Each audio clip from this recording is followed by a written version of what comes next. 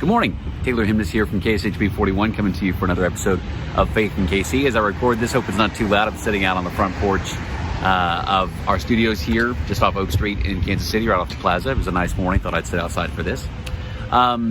Excited about this month's episode. I say that every month. I'm excited about all the episodes. But for this month, we have a specific religious observance we're going through. It just finished right through, specifically for members of the Jewish faith. Rosh Hashanah, Yom Kippur. We've just gone through here in September. So I wanted to speak to someone about that. And I found a great guest, actually suggested to me by a coworker of mine here at KSHB 41. Her name is Stephanie Kramer. She's the senior rabbi at Bnei Yehuda, one of the largest Jewish congregations here in town in Overland Park. And she's actually also the first female senior rabbi at that congregation. She told me that she's not certain. She hasn't done all the research just yet, but she thinks she might be the first senior rabbi in the state of Kansas, which is pretty cool too. Women rabbis, as you'll learn in this, have only been a thing for about the last 50 years. So pretty cool to be able to talk to her. And that's another reason I wanted to talk to her, not only about the observances we've just gone through, but also about women in worship. And as you'll hear us talk about, that can be a pretty contentious thing based on your faith tradition. It is in mine. I have been to churches that it's been extremely contentious about the role of women in worship. So I wanted to talk to her about being a woman in a leadership position, and also about these holidays that we're going through. These are the high holiday season for the Jewish calendar, and I did not have a lot of familiarity. I'm embarrassed about that a little bit, but wanted to ask her some questions about what these observances are about and what a member of the Jewish faith might be trying to accomplish as far as a feeling or sense of renewal, whatever it is, during the high holiday season. So I really am thankful that Rabbi Kramer could take time out of a very busy schedule, because those two holidays that I mentioned are just a couple of the ones that she's going through right now, observance-wise. So she's got a very busy calendar, and she was able to take some time with me for this, and I'm thankful for that for this next episode of Faith in KC. As always, if you have questions, thoughts, comments, suggestions about who I should reach out to next, please include them here. You can leave your comments on Facebook, or you can reach out to me. I'm on social media, easy to find. Facebook, Taylor Himness KSHB. I'm at Twitter and Instagram, easy to find, just Taylor Himness on both of those. Or you can email me at taylor.himness@kshb.com. Always love to hear your thoughts as to who I should be speaking to next, or just maybe something you've taken from these episodes. So without further ado, here's Rabbi Kramer. So I'm here with Rabbi Stephanie Kramer from the Temple Congregation Bnei Yehuda in Overland Park. Rabbi Kramer, thank you so much for your time. I know it's a very, very busy time of the year. I appreciate you taking some time. No, thank you. This is such an honor to be here today with you. So first off, welcome to Kansas City. You've been here for less than a year, right? Yes, we moved here, my family and I, on Memorial Day weekend. So just a few months. And I hope it's okay to say from California, right, is where you moved? Yes, Northern California. Had you ever been in the Midwest or Kansas City before you moved here? So I had never been in Kansas City. I actually grew up in Houston, and I grew up learning a lot about the Kansas City Jewish community and knew many, many people who grew up here and were part of this community. So it didn't seem that foreign, even though I interviewed. My entire process was over Zoom. Because of the pandemic, we weren't allowed to travel. And so when I accepted the prestigious position, and when we bought a house, and when we decided to move, it was all done virtually. Wow. How's it going so far? Just the settling in process for you and your family? It's been wonderful. I was really grateful that we got here a little bit before my start date of July 1st. We were actually able to unpack all of our boxes at home. I can't really think straight if I have boxes around. So we were able to do that. The kids had wonderful times at different day camps around town. They got to meet some friends. My husband's settling in. So it's all going very, very well. So as we record this, we're recording this on Monday morning, the 13th. We were talking about what a busy time of year it is for you and for many members of the Jewish faith tradition. Tell me about why that is for someone who may not be aware, because obviously sometimes different religious observances do not occur to you if you're not a member of that faith tradition. I'm Remember, I go to a Church of Christ, I've been a Christian all my life. And so those don't necessarily pop up on my calendar necessarily. Tell me about why this is such a busy time for you and for members of your faith. So this is the holiest time of our year. So Rosh Hashanah, which we had last week, actually marks the head of the new year. So it's the start of our Jewish New Year. And then we have 10 days between Rosh Hashanah and Yom Kippur. And Yom Kippur is the Day of Atonement. It's actually the holy day where we come together and we atone for our sins. And in Judaism, we think of sins similarly and a little differently than in Christianity. We think of sins as times in our life when we're not hitting the mark, when we're not doing things the best that we can, when we've made mistakes, when we've wronged people. And so for us, it's this time of contemplation. It actually starts a full month before Rosh Hashanah, and we start turning inward. We think about it as looking at a mirror of our soul, turning inward, really accounting for who we are and what we can do better in the year to come. Then we have Rosh Hashanah, where our Jewish New Year begins, 10 days, another 10 days of true contemplation, and Yom Kippur, where we are in deep commitment. We dress in white. We try to be as pure as possible, without makeup, without leather, without some of those masks that we might be able to put on. And we go really before God and ask for forgiveness for all of the things in the past year that we haven't done right. And we really ask our Maker to be inscribed in the book of life for that new year, for the year to come. And so this is really, we're in our holiest 10 days of the entire year right now.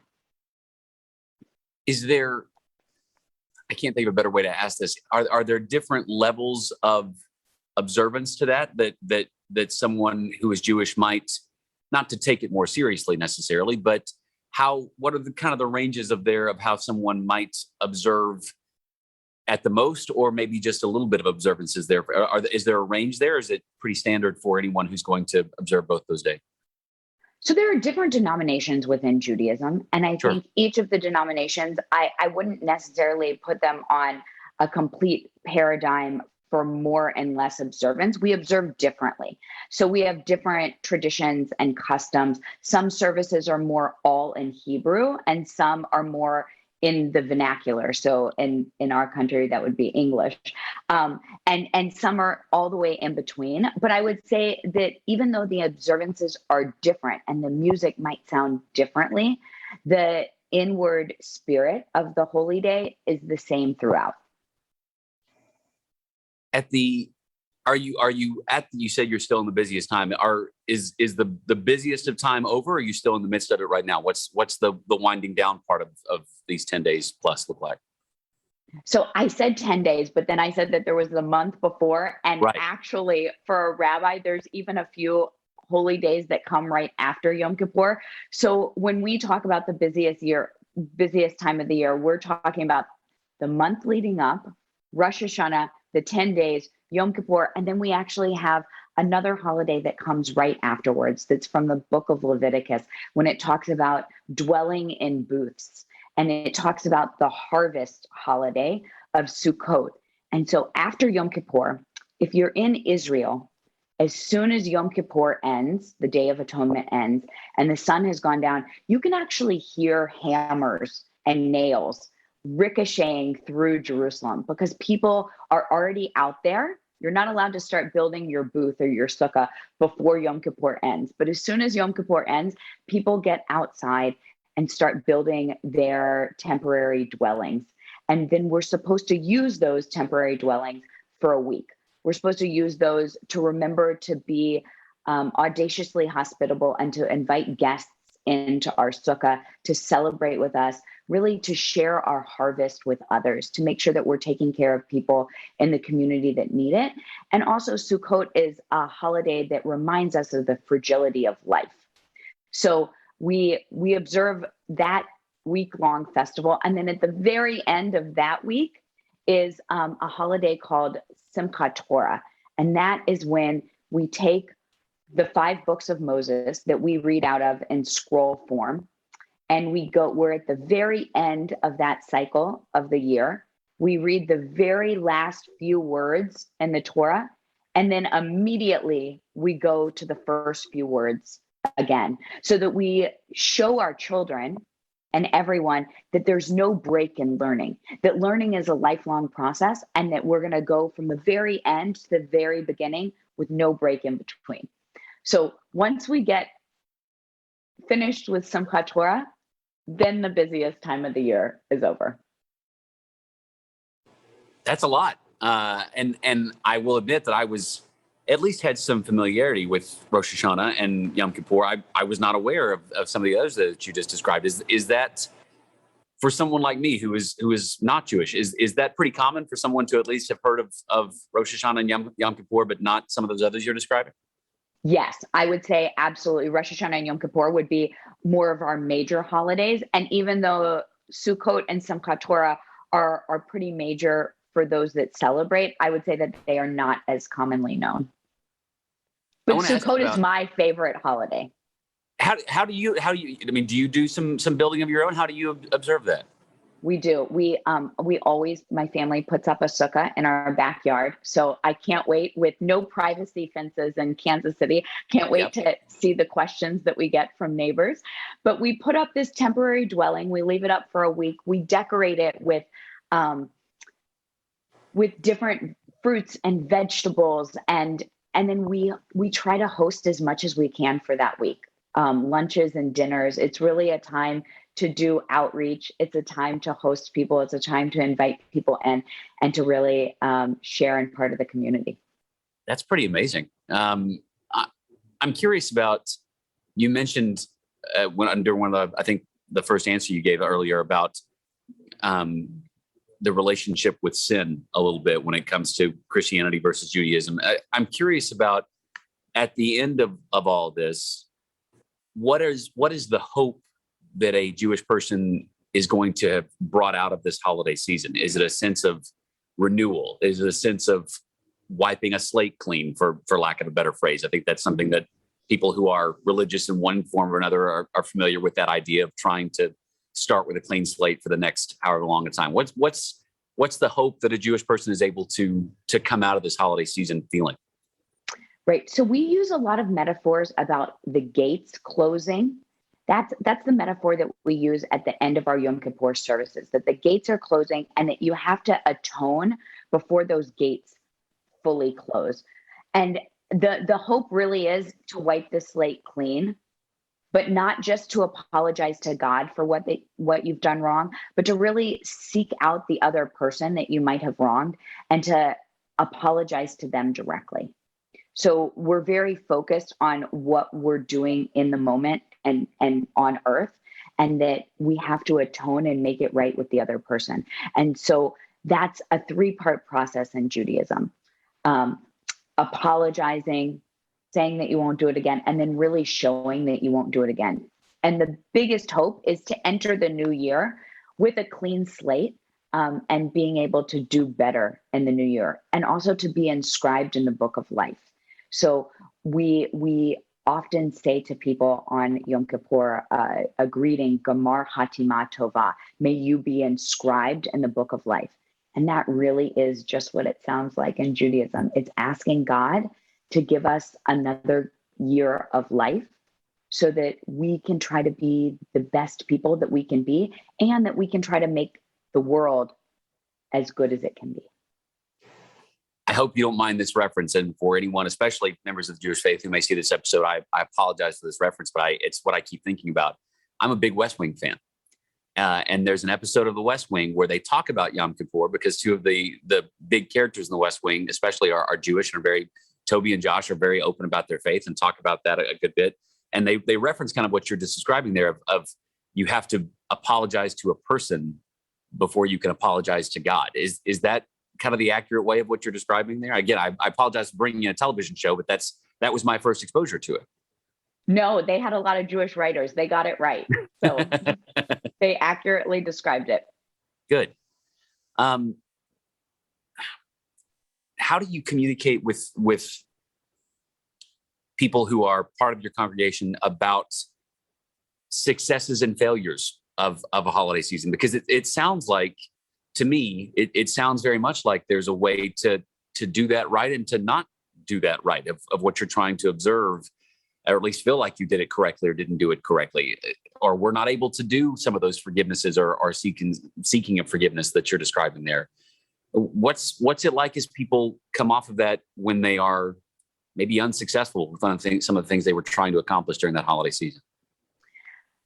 I think for everyone, they're on a personal journey. So I can't actually look out into the congregation and judge anyone else's success and failures. I can only really judge my own. And that's how everyone is. Throughout the holy day season, we come together as a community, and our prayers are written in the plural.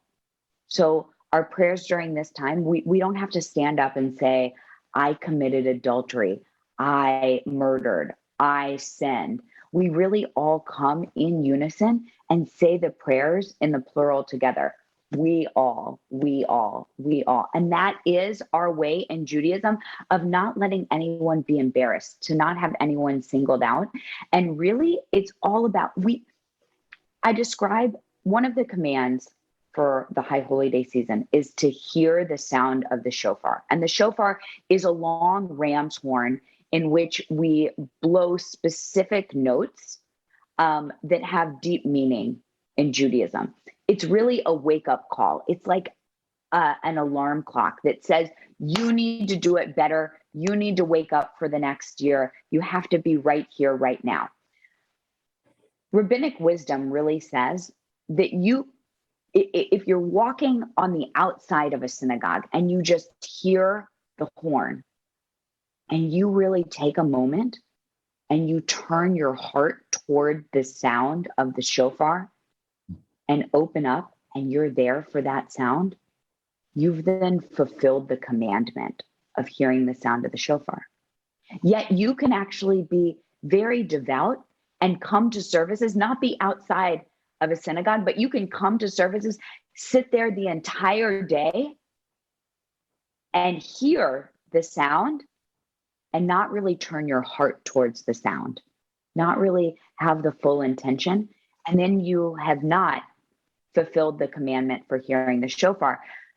But I can be sitting next to someone and I don't know if they've turned their heart towards the sound of the shofar or if they haven't. So it's really up to each of us individually to do the best that we can and to be able to turn our hearts. That's really beautiful. I like that a lot. I want to ask you, because it's unfair to ask you to put too much of an opinion on your lay of the land of the Jewish community in Kansas City after this first High Holy season for you because of the pandemic. Nothing is how it's supposed to be right now in any walk of life, religion especially. There's members of my congregation that are still not coming to church. They're watching on television every Sunday morning.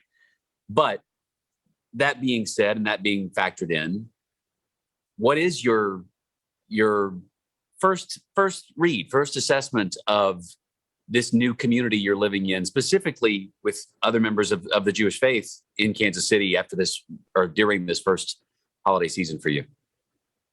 So our holy days are actually mostly virtual this year. Yeah. Starting on July 1st, we had really opened the doors of the synagogue. We had allowed people to come in for weekly worship on Friday nights and Saturday morning. We actually started to allow our 13-year-olds at their coming of age ceremony, their bar and bat mitzvahs, to start having luncheons in the building, because for many of these 13-year-olds, their ceremony had been pushed back 1 or even 2 years at this point because of the pandemic. And we really wanted people to be able to come in community and to celebrate. The numbers were much lower, and then they started to ease up towards the end of July. And we had to make a really sad decision about 3 weeks ago. that our holy day services that are our biggest services of the year, just numbers wise, we would not be able to choose who could come in person and who couldn't. And so we had to make the very tough decisions based on what our physicians were telling us and the numbers in the area and what they were seeing in their office with breakthrough cases, that we went virtual. So we have some outdoor activities and services for children, but the majority of our services this year for Holy Days are virtual. That was really done strategically to make sure that we could still offer religious school and preschool and bar and bat mitzvah services throughout the year for our congregation. As long as we're able to, we will be able to. It was a sad decision. I think I was really sad. It's my first Holy Day season with the congregation, and I was really looking forward to meeting people in person, to being able to pray as one community in the room together, to vibrate together as we pray, and to have the music lift us up in one room. That being said, the congregation was very understanding. Our congregants really understood the decision, and many of them actually said that they were relieved. They had signed up for in-person services because they wanted to go, but they were so worried internally about the Delta variant. And yet there was that guilt feeling that if we were going to have in-person services, that they should go. So for many, it was relief, but I think for all of us, it was really sadness. We want to be together. And at this moment, we can't be together in the numbers that we would like to be together with. But I'm so pleased with the community. I feel very, very, very lucky that B'nai Yehuda chose me and that I'm in Kansas City. People have been so warm and so welcoming, and even in their sadness of going virtual, really, really understanding and supportive. Is this your first post as a senior rabbi? This is my first post as a senior rabbi. I was an associate rabbi for the last decade.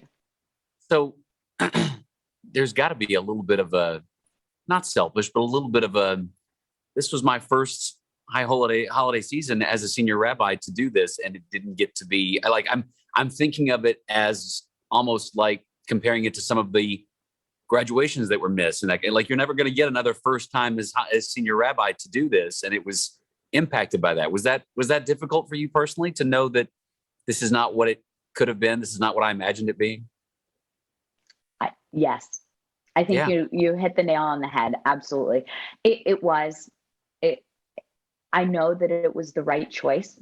It was the healthiest choice. In Judaism, we observe pikuat nefesh, putting a life above all else, right? So we saw this as a value to save lives and to keep everybody healthy. But personally and selfishly, I was very sad. I wanted to be in person with everyone. I want to switch topics for a little bit and talk to you about that post of senior rabbi, because my understanding is that you're the first female senior rabbi there at B'nai Yehuda. That's right? That is correct. In 150-year history. Right. So I'm curious about, and if this is your first episode of Seeing Faith in KC, if you've never seen these before, I want to stress again that yes, I do share parts of my own faith in these, but none of these episodes are meant to preach, meant to convert. They're meant to instruct and inform and tell other people about other faith traditions around town. But I know that I'm part of a faith tradition that can have some pretty strong opinions about women in leadership roles, and fights about women in leadership roles, and congregations splitting about women in leadership roles. Talk to me about women in leadership roles just in Judaism as a whole. While that may be the first for B'nai Yehuda, you were a rabbi for 10 years before you came here. Just tell me about the role of women in the Jewish faith tradition. So this is the 50th anniversary of female rabbis in the United States in the Reform movement. Wow. So that's also very special. I'm the 15th senior rabbi at B'nai Yehuda and the first female. I am not the first female rabbi at B'nai Yehuda. So there have been multiple other associate rabbis before myself that are female. And right now, we actually have an all-female tefillah team or prayer team. So when you look at our bima during prayer, we're all female, which is pretty miraculous for anywhere in the country. And I'm really proud of B'nai Yehuda for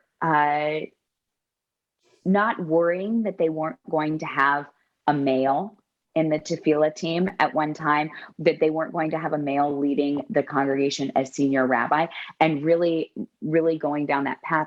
We've also had many female board presidents. So it's not surprising that B'nai Yehuda made this choice. The reactions from the community have been really wonderful. I think the congregation is proud to have the first female senior rabbi. And many, many congregants have come up to me and said that they were waiting for this moment. And they're so glad that they've been able to see it. Clearly, you are not 50 years old. So you've not been around for the entire 50-year run of female rabbis in the United States. But can you give me kind of an assessment of how that's gone? Is it different in parts of the country? Is it more progressive, just like many other things? Is it more progressive maybe in a larger metropolitan setting than it would be in a smaller place? How is the idea? Because as I mentioned, this is still a situation for a lot of different faith traditions, mine included, that there are situations that people are incredibly uncomfortable with women leading worship, leading songs, leading a prayer service, fill in the blank, doing sermons, that kind of thing. How's it going for women in Judaism and being rabbis? I think it's still difficult. I would say that we talk about it in terms of a stained glass ceiling and trying to break that stained glass ceiling. The first, I think, definitely first decade, if not more, of female rabbis did not assume the positions that they hoped for within the rabbinate. And there are leadership positions, or and they did not get the advancement that they deserved, and it was based on gender. They haven't had easy roads, and the reform movement as a whole is trying to do a lot of work for the advancement of women. They've had an entire task force based on it. Our placement process, our placement process that is really just an open market of interviewing, but they're having every congregation do implicit bias training before the search committees can go out and look for candidates. I think that all of these pieces are very helpful, and also the times are changing and we're allowing women to have advancement. If you look to where women have become senior rabbis, the first one was in Los Angeles. So yes, big metropolitan area. And then, and they were really coastal, right? We had a lot more in California get to the senior rabbi positions, and a lot more on the East Coast. But now I would say some of our largest and most prestigious congregations are led by female senior rabbis. Really? We're definitely not outnumbering the men, but I would say that Central Synagogue in New York City is now led by a female senior rabbi. So that's pretty remarkable. And I would think that's a pretty large congregation. That is one of the largest. Yeah. Something occurred to me not long ago, and in preparing for this conversation. I am aware and have become much more aware over the last few years of the ease that my white male status gives to me in more than one thing. And not just ease, before I ruffle feathers of people watching, not just ease of what's provided to me, but the things that I don't necessarily have to worry about or think about.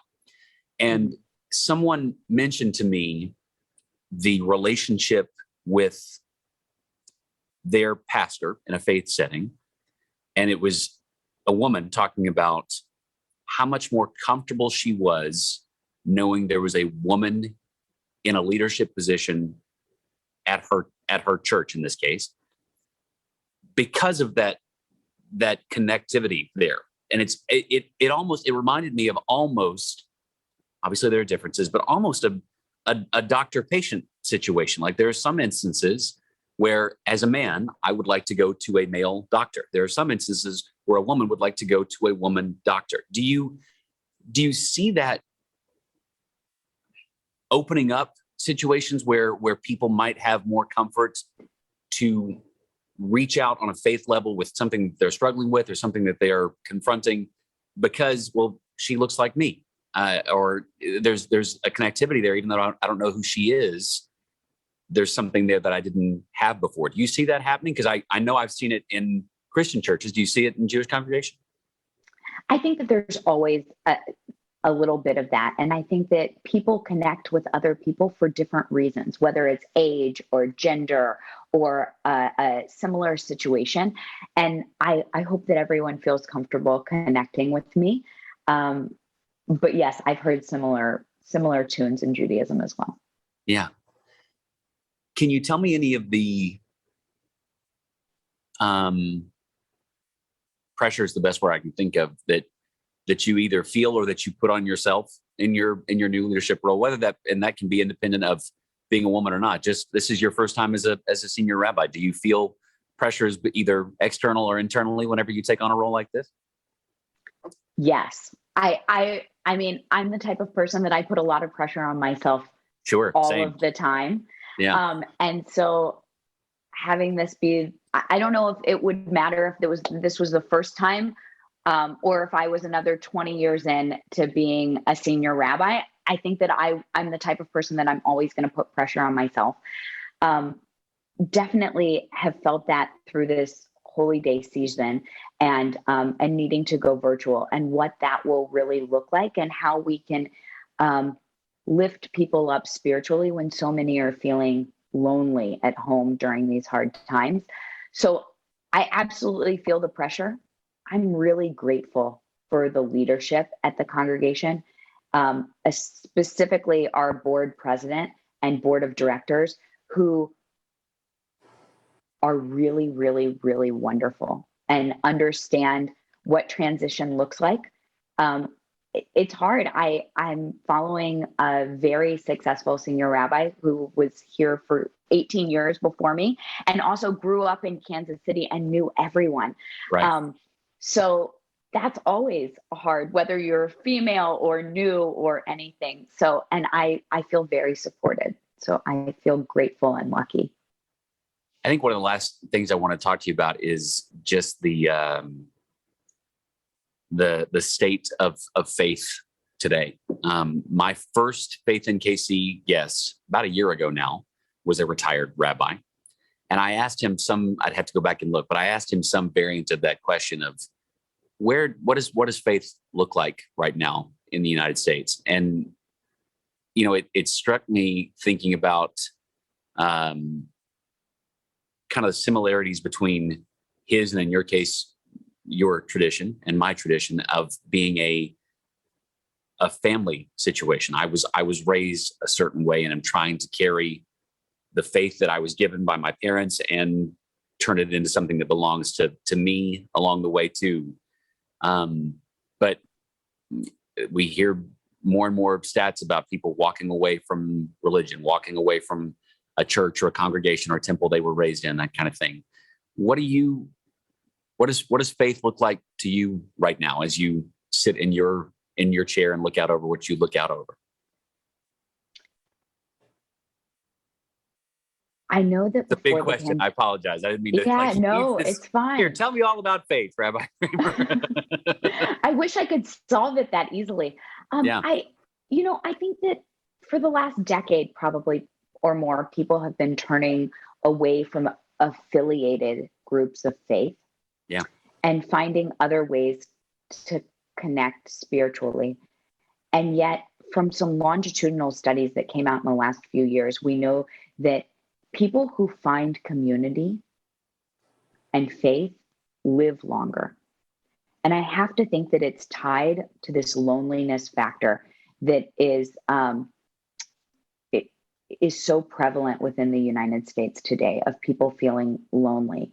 And I think the pandemic played into that whole situation and really elevated it. People who were lonely before, their loneliness was exacerbated tenfold in the last time during the pandemic. And therefore, I think many people have actually sought out faith.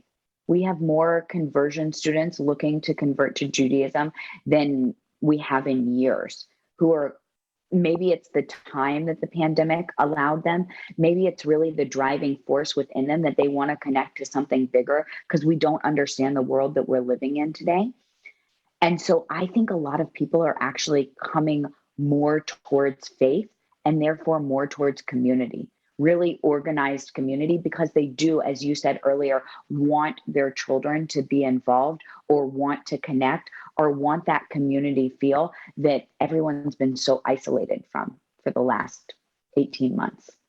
What about people, you're referencing mostly conversion situations there. What about people who were maybe raised in the faith and went away for it for a long time? Are you seeing people come back, for lack of a better term? I am. So I was referencing one part of conversion students. I would say for the most part, the people that have gotten lonely are really have started to see the need for those holiday connections, the education for their kids, adult education.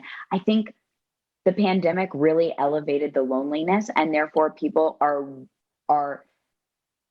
we're not out of the pandemic. We can't even convince ourselves that we are, but we want to be out so badly. And so as the pandemic starts to end, people are seeking community in more ways than we've seen in the past.